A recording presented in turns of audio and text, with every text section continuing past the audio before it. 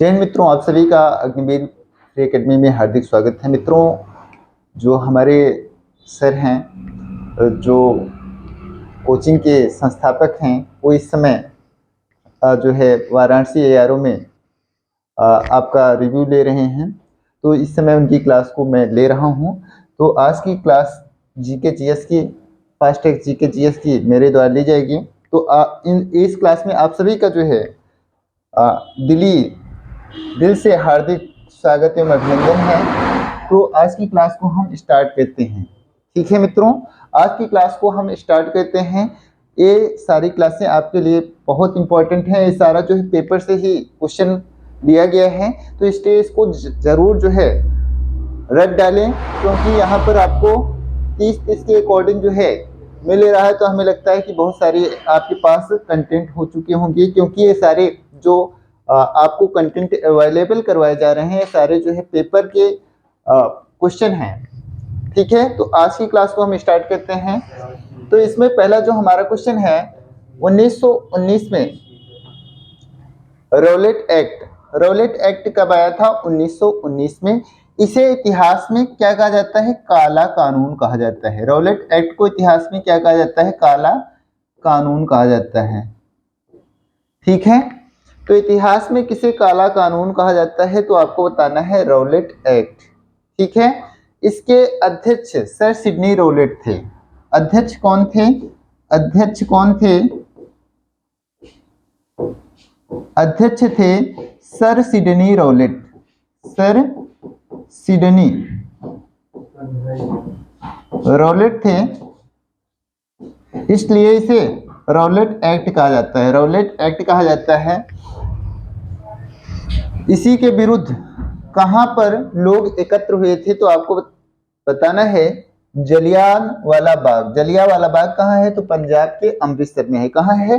पंजाब के अमृतसर में। पंजाब में है जलियांवाला बाग। और कहां पर? वहां पर कौन से जिले में? तो आपको बताना है अमृतसर। अमृतसर की स्थापना गुरु रामदास ने किया था। जलियांवाला बाग हत्याकांड जो है इतिहास में कब हुआ था? 13 अप्रैल 1919 को हुआ था। 13 अप्रैल 1919 को।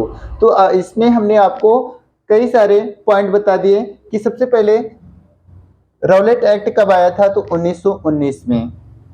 इसे इतिहास में क्या कहा जाता है? काला कानून कहा जाता है। किसे काला कानून कहा जाता है? तो काला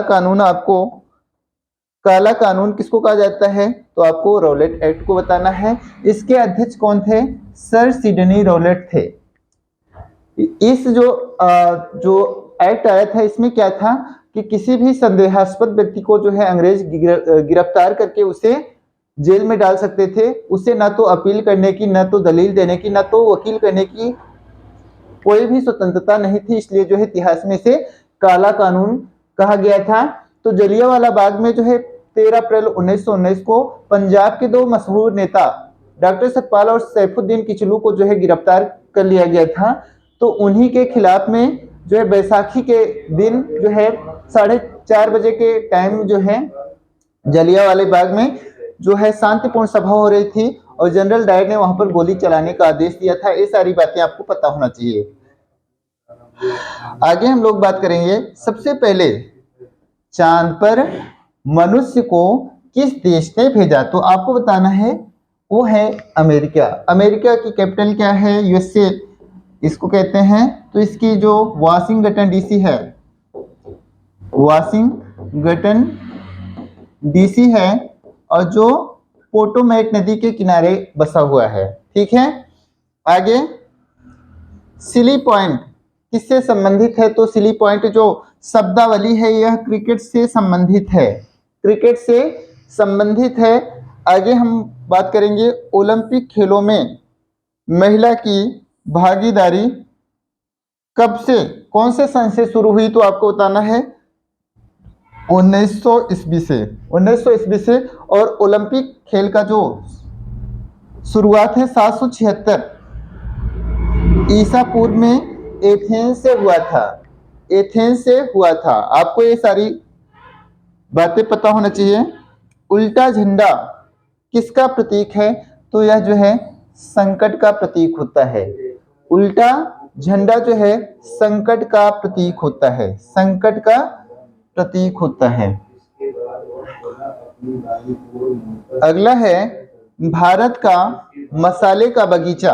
मसाले का बगीचा के नाम से किसे जाना जाता है? तो आपको बताना है केरल को कहा जाता है। सबसे ज्यादा केरल में ही मसाले उत्पादित होते हैं, तो केरल जो है मसाले के लिए फेमस है। लेकिन अभी वर्तमान समय में सबसे ज्यादा जो अभी हाल में एक डेटा आया था उसमें जो है मध्य प्रदेश में सबसे ज्यादा मसाले उत्पादित करने के लिए डेटा बता रहा था। मगर फिर भी जो है पहले भी और आज भी जो है सबसे ज्यादा मसाला जो है केरल में ही उत्पादित किया जाता है। तो यहाँ पर केरल में कथकली शास्त्रीय नृत्य को आप ध्यान में रखना। कथकली जो शास्त्रीय नृत्य है, शास्त्रीय नृत्य कितने हैं? तो 8 हैं। आठ क्या हैं? शास्त्रीय नृत्य हैं। और यहीं पर कथकली। और अगला है जापान की राजधानी है। राजधानी क्या है? तो टोक्यो है। जापान का सबसे बड़ा जो द्वीप है वो है होन्शु द्वीप। होन्शु द्वीप जो है जापान का सबसे बड़ा द्वीप है और जो है यह रिंग ऑफ फायर के अंतर्गत सिचुएटेड है। सबसे ज्यादा जो भूकंप आते हैं किस देश में आते हैं? तो आपको बताना है जापान में आते हैं। जापान की कैपिटल टोक्यो है और यहाँ की करेंसी का नाम क्या है? तो यहाँ की मुद्रा है येन। ठीक है, जापान में सर्वाधिक भूकंप आते हैं। अगला है पटना। पटना जो है, पटना का पूरा नाम जो है आपको पता है? पटना का पूरा नाम क्या है? तो आपको पाटलिपुत्र, पाटलिपुत्र है। और यह जो है कौन सी नदी के किनारे है? तो आपको बताना है गंगा नदी। गंगा नदी के किनारे है। गंगा नदी के किनारे आपका कानपुर है, कानपुर है, इलाहाबाद है। ठीक है, इलाहाबाद है और कन्नौज है। ये सारे क्वेश्चन पूछे जाते हैं कि कन्नौज कौन से नदी के किनारे है? तो आपको बताना है गंगा, कानपुर, गंगा, इलाहाबाद। तो गंगा यमुना के संगम पर। अगला है दिलवाड़ा मंदिर। दिलवाड़ा मंदिर किसके लिए है? तो जैनियों के लिए है। पहली बात तो किस धर्म से संबंधित है? तो आपको बताना है जैन धर्म से संबंधित है। जैन धर्म से संबंधित है। और किस धर्म से संबंधित है? तो आपको जैन धर्म। कहां पर है दिलवाड़ा का मंदिर? तो माउंट आबू पर्वत पर है। माउंट आबू पर्वत पर है। और कहां पर है? तो आपको बताना है राजस्थान में है। कहां पर है? राजस्थान में है, माउंट आबू पर्वत पर है। अगला है लता मंगेशकर का वास्तविक नाम क्या था? तो आपको बताना है लता मंगेशकर का जो वास्तविक नाम था वो क्या था? हेमा था, हेमा था। अगला है लव शब्द का संबंध किस खेल से है? तो आपको बताना है टेनिस से है। टेनिस जो शब्द है, टेनिस जो खेल है उसमें लव शब्दावली का प्रयोग किया जाता है। अगला है उत्तर प्रदेश। उत्तर प्रदेश का मुख्य फसल क्या है? तो उत्तर प्रदेश में सबसे ज्यादा गेहूं उत्पादित किया जाता है। गेहूं जो है यह कौन सी फसल है? रबी की फसल है। भारत में फसल कितने प्रकार की होती है? तो भारत में फसल 3 प्रकार की होती हैं। कौन कौन सी? रबी, खरीफ और जायद। तो रबी की जो फसल है उसकी बुआई जो है आपके अक्टूबर नवंबर में होती है। इसमें आपका जो अभी इस समय बोया गया है तो इसमें आपका गेहूं है, सरसों है, चना है, मटर है। ठीक है, ये सारी चीजें। खरीफ जो है, खरीफ की जो बुआई होती है वो आपका जून जुलाई में होता है। तो इसमें जो धान की फसल है, ज्वार की है, बाजरा की है, इन सब की। और जायद की जो फसल होती है वो गर्मी के मौसम में खीरा, ककड़ी, खरबूज, तरबूज, इन सब की जो फसलें होती हैं वो जायद के अंतर्गत आती है। तो भारत में 3 प्रकार की फसलें होती हैं। अगला है भारत का उद्यान किसे कहा जाता है? तो आपको बताना है बंगलुरु को कहा जाता है। बंगलुरु को जो है अंतरिक्ष का शहर भी कहा जाता है। अंतरिक्ष का शहर भी कहा जाता है किसको? बंगलुरु को और भारत का बगीचा भी बंगलुरु को ही कहा जाता है। अगला है कृष्णदेव राय किसके समकालीन थे, तो आपको बताना है बाबर के समकालीन थे। ठीक है। अगला है मुगल बादशाह बाबर का मकबरा कहाँ है, तो हमने आपको बताया था कहाँ, काबुल में है। ठीक है, काबुल में है।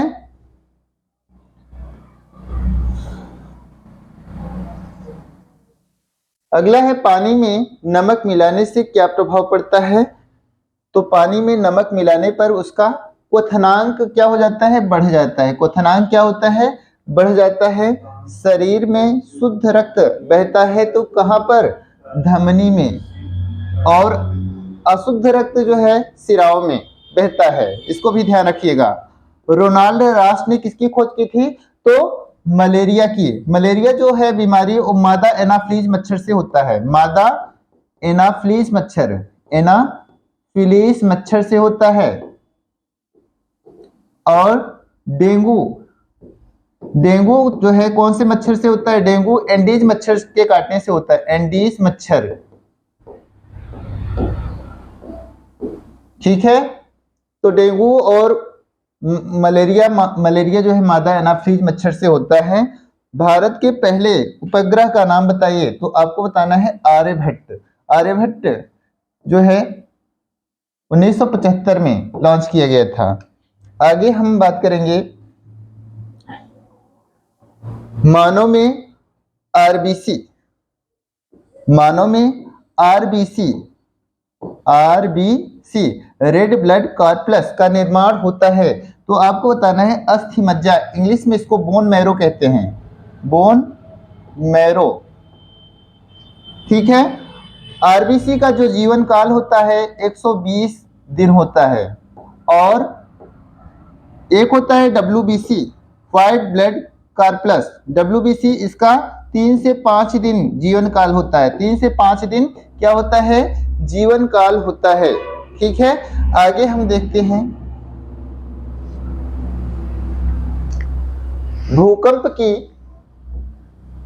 भूकंप की तीव्रता किससे मापी जाती है, तो आपको बताना है रिक्टर स्केल से। भूकंप को किसमें मेजरमेंट किया जाता है, तो पहले तो भूकंप के अध्ययन को सिस्मोलॉजी कहा जाता है। क्या कहा जाता है, सिस्मोलॉजी। और भूकंप जो है सिस्मोग्राफ से मेजरमेंट किया जाता है। और इसकी इंटेंसिटी तीव्रता को हम रिक्टर पैमाने में मेजरमेंट करते हैं। अगला है सर्वाधिक प्रकाश संश्लेषण की क्रिया किसमें होती है, तो आपको बताना है शैवाल, एल्गी में, इसको इंग्लिश में कहते हैं एल्गी। अगला है फल पकने में सहायक हार्मोन कौन सा है, तो एथिलीन है। एथिलीन है या इसे एसिटिलीन भी कहेंगे। अगला है एनीमिया रोग का कारण है, तो एनीमिया में जो आपके शरीर में लौह तत्व की कमी हो जाती है, और इसको पूरा करने के लिए आपको क्या, हरी पत्तेदार सब्जियों को आपको खाने से आपको लौह तत्व प्राप्त हो जाएगा। इलेक्ट्रॉन बल्ब का इलेक्ट्रॉनिक बल्ब का फिलामेंट कल ही बताए थे। फिलामेंट जो मेंट होता है किसका बना होता है, तो आपको बताना है टंगस्टन का। और टंगस्टन का जो सूत्र होता है वो क्या होता है, डब्ल्यू होता है। अगला है सबसे अधिक प्रोटीन किसमें होता है, तो सोयाबीन में। सोयाबीन को जो है गरीबों की मांस कहा जाता है। गरीबों की मांस कहा जाता है। गरीबों की मांस किसको कहा जाता है, सोयाबीन को कहा जाता है। और सोया प्रदेश मध्य प्रदेश को कहा जाता है। सबसे ज्यादा सोयाबीन कहाँ उत्पादित होता है, तो आपको बताना है मध्य प्रदेश में ही उत्पादित होता है। अगला क्वेश्चन हम देखेंगे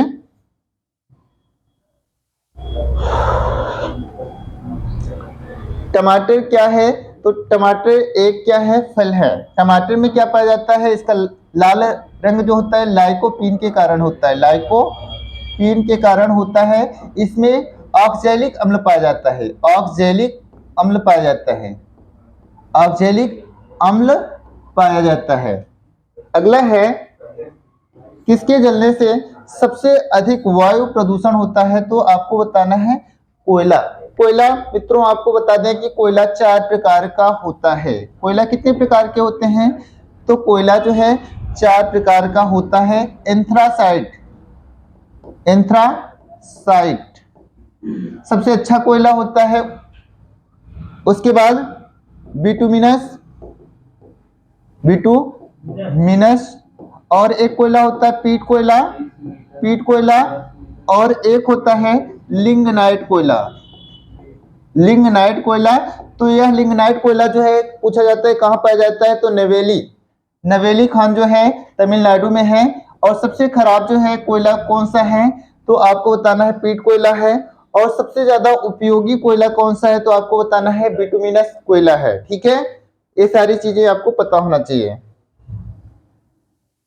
सेरिब्रम किससे संबंधित है, तो यह मस्तिष्क से संबंधित है, यह मस्तिष्क से संबंधित है। यह ठंडा गर्म दर्द आदि को जो है आपके मस्तिष्क को सूचना प्रदान करता है। किलोवाट घंटा किसकी इकाई है, तो इसमें हम क्या करते हैं, ऊर्जा को क्या करते हैं, मेजरमेंट करते हैं। तो आज की क्लास यहीं पर हम समाप्त कर रहे हैं। आपको क्लास कैसी लगी आप कमेंट करके अवश्य बताएं। धन्यवाद।